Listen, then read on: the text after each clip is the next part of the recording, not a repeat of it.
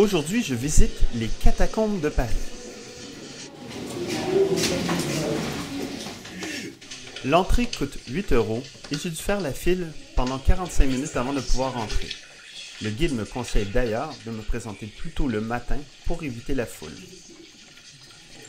Nous descendons donc plusieurs marches et nous enfonçons dans un corridor long d'à peu près 1 km pour se rendre à l'ossuaire municipal, c'est-à-dire le lieu où reposent tous les ossements des divers cimetières français qui ont été déplacés en 1786.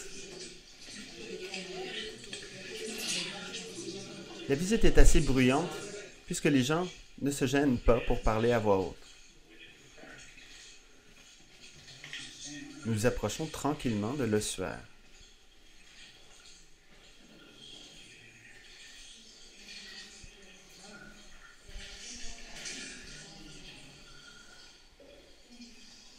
Malheureusement, comme il fait noir, je n'ai que quelques images à vous montrer. Mais c'est très impressionnant. L'odeur est un peu étrange, l'air stagne, mais bon, c'est normal, c'est un ossuaire proche des égouts de Paris. Malheureusement, il y avait 3 Américains avec nous qui s'amusaient à jouer avec les crânes pour prendre des photos sur Instagram.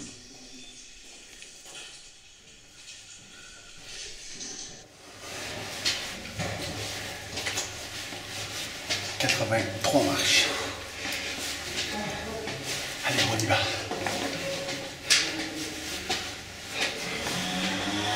Toutes les marches sont hautes. Alors voilà pour les catacombes de Paris. J'ai aussi décidé d'explorer Paris à pied aujourd'hui. Mon but est de me rendre à Saint-Germain-des-Prés, puis à la Sorbonne et peut-être éventuellement même à la Coulée Verte. Je commence donc par quitter les catacombes et je me dirige plein nord, sur la Seine.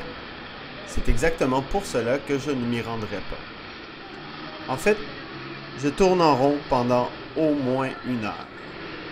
J'ai perdu mes repères et mon téléphone ne fonctionne pas. Je ne m'en rends pas compte, mais au moins, j'apprécie Paris. Je me pose enfin dans un petit parc que vous voyez maintenant et je rencontre un Canadien, Mark Fagan, avec qui je casse la croûte et je propose un verre de vin. Après cette pause très agréable, je crois être dans Saint-Germain-des-Prés. Je remarque plusieurs boutiques intéressantes et je poursuis mon chemin.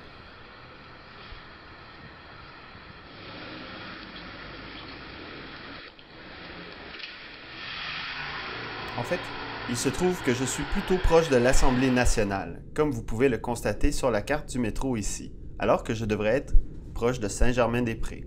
J'ai donc pris un très mauvais chemin et cela fait plusieurs heures que je me perds.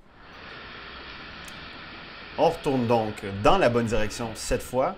Je ne peux pas me tromper car je longe la Seine, mais oui, je vais passer même devant l'hôtel Matignon et le quai d'Orsay.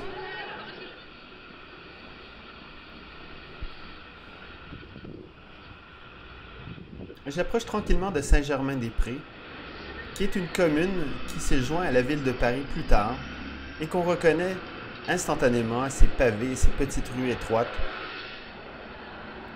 La nuit tombe. Je suis un peu angoissé d'avoir raté ma marche, mais bon, c'est la vie.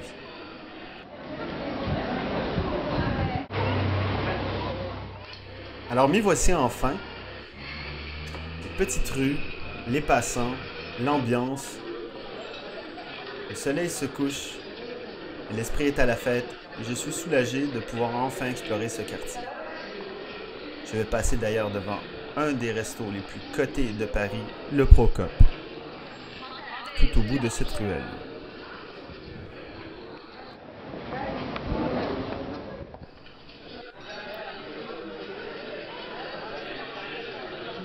Alors que je quitte Saint-Germain-des-Prés, je me dirige vers Saint-Michel, une autre petite cité fort charmante, dont voici une des places.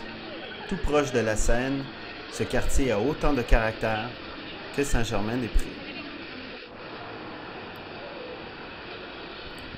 Je songe enfin à terminer ma balade à travers Paris en me dirigeant vers la Sorbonne où je compte bien prendre une grande bière fraîche, reposer mes pieds. J'espère que vous avez apprécié ce petit tour de Paris comme moi. Malgré mon manque de GPS, je crois bien avoir fait une balade très intéressante.